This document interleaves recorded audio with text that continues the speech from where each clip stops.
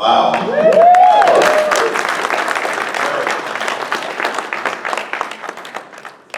really want to thank our extraordinary students, Juliana, Lynn, and Amanda, and Shahid, and our extraordinary dancers. You guys are awesome.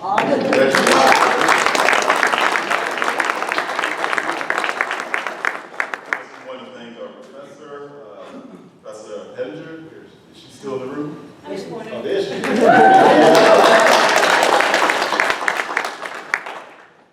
right, so now I'm really delighted to welcome to the podium the Honorable William F. Moen Jr. He's one of our assemblymen. Assemblyman Moen received his Bachelor of Arts in Political Science from Brown University. We won't hold that against him. They're friends of ours. And he has his Master's in Public Administration from the University of Pennsylvania. He was elected to the New Jersey State Assembly in 2020, representing the 5th District, which includes Camden and parts of Gloucester counties. And he's currently the Deputy Majority Leader. On top of all that, he also serves as the Chair of the Tourism, Gaming, and Arts Committee. So without further ado, please welcome Assemblyman Moen.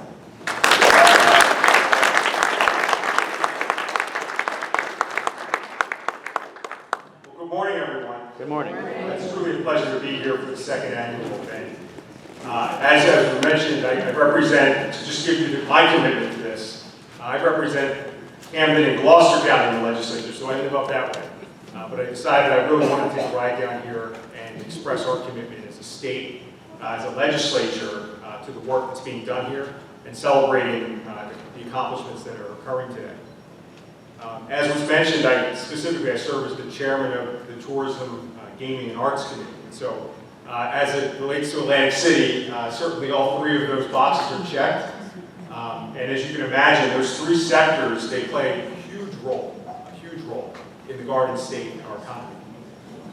As legislators, we made a strong commitment to investing in our culture and how that culture is expressed, because we recognize the value, again, to our economy. And more importantly, the value to our quality of life across the entire state of New Jersey. And the numbers speak for themselves. New Jersey's arts and culture sector generated $27.3 billion with a B, $27.3 billion in economic development, supporting 138,000 jobs across New Jersey.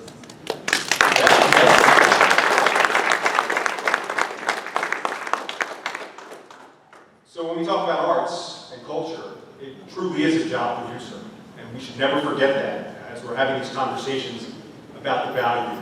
And certainly, besides the aesthetic value and really the intrinsic value, that economic value, as we know, in times like this, is just as important. We shouldn't forget that. Cultural institutions such as Stockton's own Performing Arts Center or the Art Gallery and Museum at Rowan University, I had to make that mention, act as an economic anchor, and they create spillover effects for restaurants, shops, and local businesses. By investing in the arts, we're investing in jobs, tourism, and the revitalization of our downtown corridors. And look no further than right here to Atlantic City. As state legislators, though, one important way that we're ensuring the continued success of cultural institutions throughout the entire state is through our cultural and arts facilities expansion. Some of you may know that as the CAFE program, which is part of the Economic Recovery Act of 2020. And as you can imagine, folks, I'm now serving in my 6th year in the legislature. So, I think when I was first elected in 2019, I was sworn in January of 2020. And then 2 months later, we were hit with this COVID pandemic. And so much of the conversations that happened during that time was baptism by fire for me, by the way. But so many of those conversations were talking about literally keeping doors open, supporting industries, and making sure that people have the ability to understand what life is all about. And that was part of what we were doing and part of why this CAFE program came to existence. This program, to give you an idea for those that do not know, it provides tax credits to arts and cultural institutions for capital expansion, repairs, and modernization. And that's an important piece, though, because it's not just about identifying new ideas and letting them thrive. It's about investing and reinvesting in the institutions in our state who've been doing incredible work all along. And that's important because as we remember, it's important to remember our past to give us an idea where we're going. Beyond traditional arts, New Jersey is fast becoming a hub for film and television production. As many of you may know, Netflix is now here in New Jersey. Yeah. And in part of that, really a result of that, I would say, is the fact that we have so many talented actors and filmmakers, not only who are coming to New Jersey, but who are finding work and opportunity for those who've called New Jersey home since day one. And that's really how this is all supposed to work. With our proximity to major talent pools, diverse filming locations, and strong film tax incentives, New Jersey is positioning itself as the East Coast capital film and television production hub. As many of you are aware, as I said earlier, the COVID-19 pandemic devastated the arts community, and we also took action to support that recovery, separate from the CAFE program. The legislature provided over $25 million in relief grants through the State Council on the Arts, helping artists and organizations recoup that lost revenue. Since 2020, more than 1,000 grants have gone to nonprofit arts organizations, individual artists, and performance venues. These investments demonstrate our belief that the arts are not just a luxury for specific folks, but they are part of New Jersey's economy, and they are an integral part of our identity as a state. And the last thing I'll say is just within the last 2 weeks I've met with some local, I would say leaders in the arts community down here in southeastern part of the state to talk about funding and equity and ensuring that the funding that is allotted for South Jersey arts, we do carve that path out for us moving forward.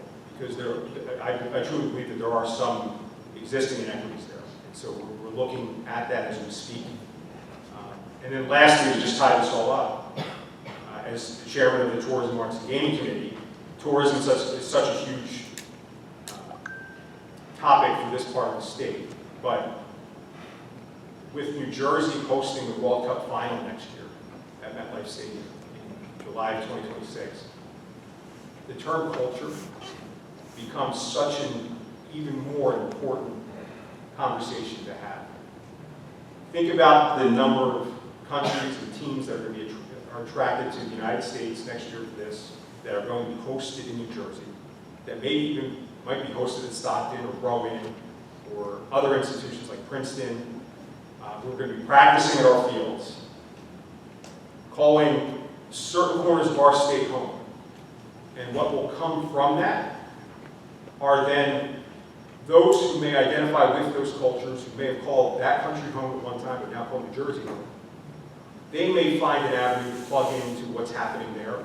And I'm certainly, as chairman of this committee, looking at ways to make that connection easier and to invest in how we can be doing that a bit better. Because next year, in New Jersey and around the nation, it's going to be truly one year to remember.